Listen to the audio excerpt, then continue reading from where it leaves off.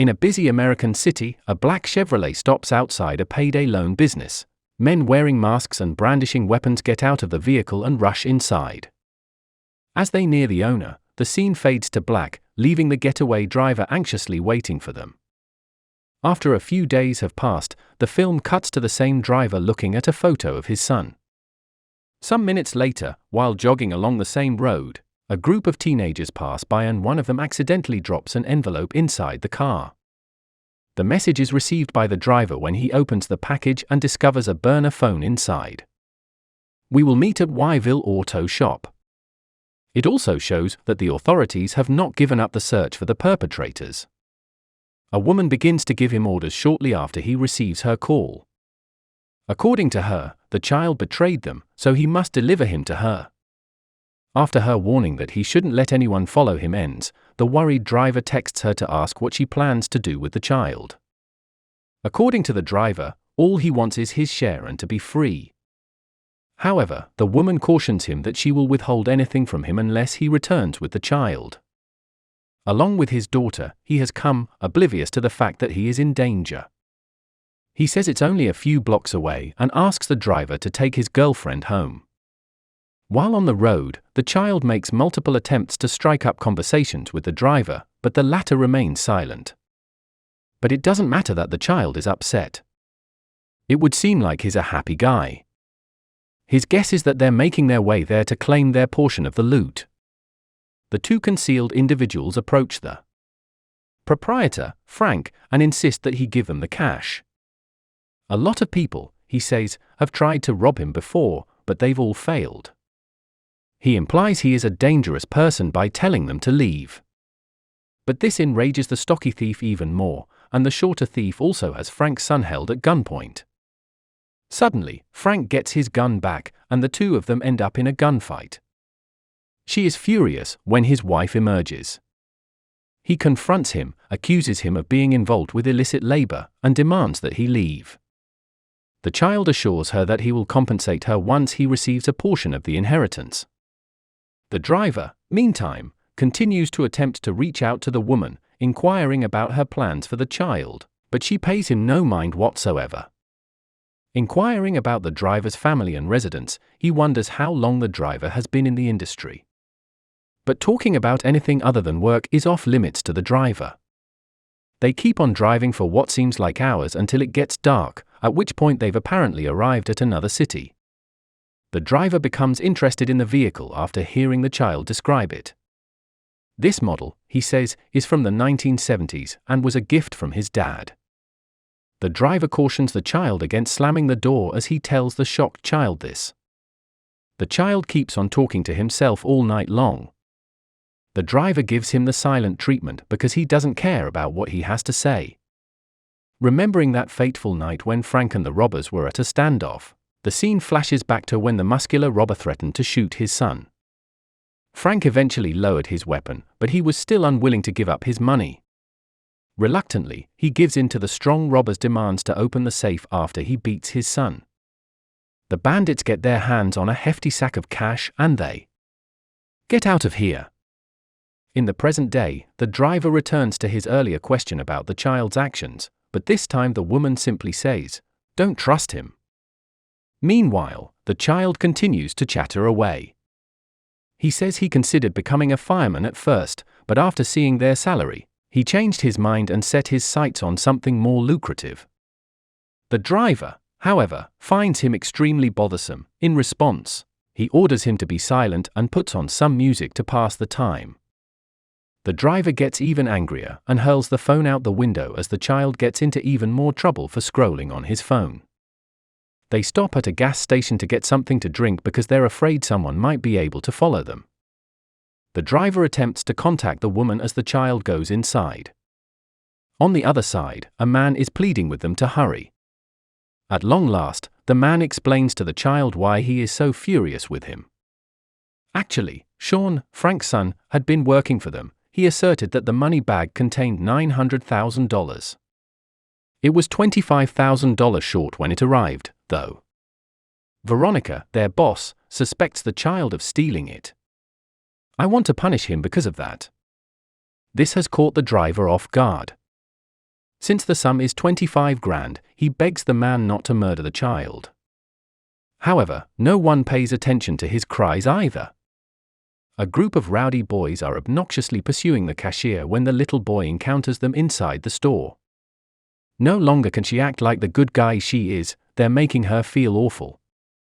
The youngster intervenes to protect her, but the rowdy lads pursue him as soon as he leaves the store. Ignoring them, the child tells the driver to hop in the car. However, the scumbags then proceed to hurl a drink towards the rear. What the driver does when he's furious is on full display here. After he stomps on them both, he cleans his window and then returns to the past. Frank begins to provoke the robbers just as they are about to leave the store. He says he will track them down and get even with them soon. The macho robber gets even angrier as a result, and Frank gets a brutal beating on the face. On the verge of murder, he slams his face against him. The little thief and Sean, though, step in. Sean expresses his dismay at his father's current condition and claims that this was not their original conversation. The violent robber takes a bullet to the shoulder after lash out at the thugs outside. However, they are able to escape. The little thief turns out to be the child in question, and before long, a swarm of police cars is chasing them through the streets. Continued on their way to their destination, they get into an argument about what transpired at the store, with the driver fuming over their current transgression. A police officer pulls them over out of nowhere. While questioning the driver, the officer is cognizant of the incident that occurred at the gas station and is seeking justice. He finds out that his shirt has blood stains. The youngster strikes up a discussion with him before he can ask any more questions, though. Thankfully, it seems that the police officer and the child's father were close friends in their younger years. They hit it off right away, and the officer begins to reflect on his earlier days. He then gives the child his phone number and asks his father to give it to him. He then walks away, leaving the two of them alone. The gang keeps on their way, and the boy spills the beans about how long ago his dad abandoned the family. This is the driving force behind his desire to provide a better life for his daughter. The motorist is now empathizing with him. Two motorcyclists suddenly begin shooting at their vehicle. How come they are intent on destroying us? Surely we are mistaken. Even the driver returns fire, but his ammunition is quickly depleted. Consequently, he is compelled to pull over to a remote field and hand over the keys. In response to the bikers' demand that they exit the vehicle, Sean and Frank remove their helmets and expose their true identities. Since that terrible night, they have been following the robbers and have located two of them, including Frank, who bears visible signs of the beating he endured on his face. Realizes the macho thief who assaulted him is nowhere to be found. He questions the men's bosses and demands to know what happened to his money. On the other hand, the driver insists he is stupid. Frank is about to end their lives because the response enrages him. The driver, however, is about to reveal something shocking. He reveals that Sean was involved in the scheme, which allowed them to discover the contents of the safe. Frank is taken aback by the revelation and presses his son for answers. The latter comes to the realization that they are telling the truth when he is unable to respond. After that, Frank starts shooting them until they die. However, prior to that, our child uses a wrench to bludgeon Sean, and the driver successfully take him down. Ultimately, Frank is shot by the driver using his own gun. We have successfully avoided the threat. The motorist climbs into his vehicle. What happened just happened, and the child is still in shock. Plus, he begins to cough violently the moment he steps into the vehicle. Additionally, he requests his inhaler because he has difficulty breathing. Because the driver is afraid he will lose the child, he tries to reassure him by telling him to breathe until the child realizes what's happening. The driver discovers his inhaler outside, which he had lost in the altercation, and this swift action saves his life. Following this, Veronica is contacted by the driver. Frank and his son ambushed them, he says, so they had to kill them. The driver then begs her to let the child go free since he was so good under pressure. But the avaricious woman begs the driver to take him back to her. She simply wants to have a conversation with him before the driver is penalized. The hero reluctantly makes his way to his vehicle. The fugitives make it to a warehouse in the distant past, where the driver gives the child the money. In the here and now, he has him take care of the car and then ask him to bring it to Veronica. Their friendship has blossomed. Among other things, they discuss their children. They'll soon reach their final destination. Plus, the driver feels an overwhelming sense of guilt at one red light and decides not to continue. Suddenly, he wants to know if the child knows of anyone in another city who can help him start over.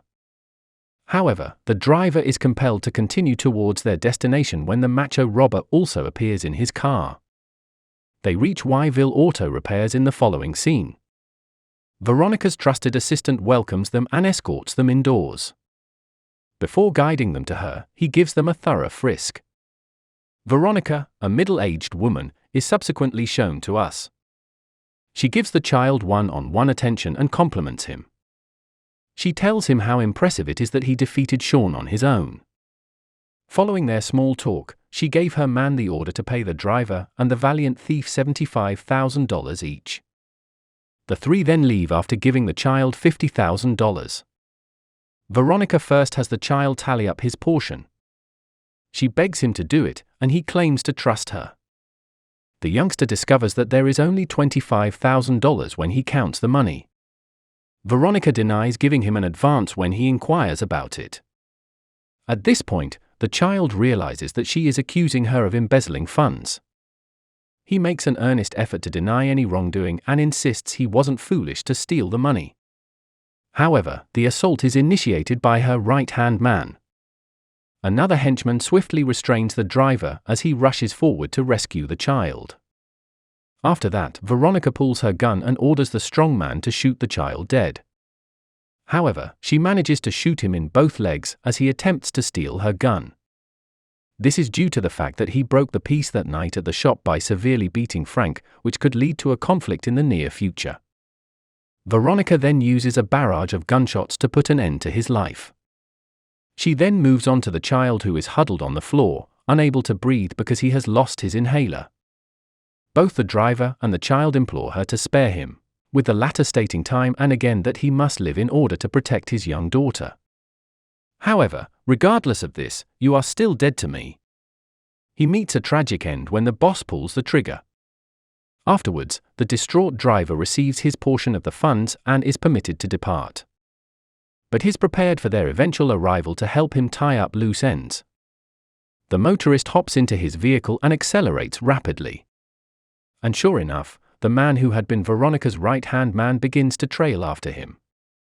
Then, as the rain continues to pour down, our hero is involved in a high-speed car chase, narrowly escaping the pursuer. Naturally, the right-hand man can't keep up with the expert driver's lightning-fast speed as he expertly navigates the highway. He continues driving for a while until he reaches a desolate area, pulls over, and starts crying. A flashback shows him being beaten up by thugs because he owed them money. The driver joined Veronica's criminal organization after she threatened to harm his family unless he delivered within the next few weeks. After the others had left, we are transported to the night of the heist. After the money fell out of the briefcase, the driver discovered several bundles in his trunk. He was in extreme monetary straits, and this is the same $25,000 that went missing. Ignoring the potential repercussions, he retained it. Now we return to the present, where the driver is sobbing uncontrollably due to his immense guilt. The right-hand man's truck pulls up behind the car and slams on the brakes. This defeats our champion. The man refrains from shooting the driver because he thinks he has already killed him. Rather, he informs Veronica that the task is complete by calling her. But as the man goes to get the cash, the driver pulls out the phone and starts a conversation with Veronica. She knew he stole the money, according to the second shocking revelation. She says she didn't kill the child, but he did, in response to his question about why she persisted in doing so. If he had admitted guilt, she would have let him go free. The fate of the child is now in his hands.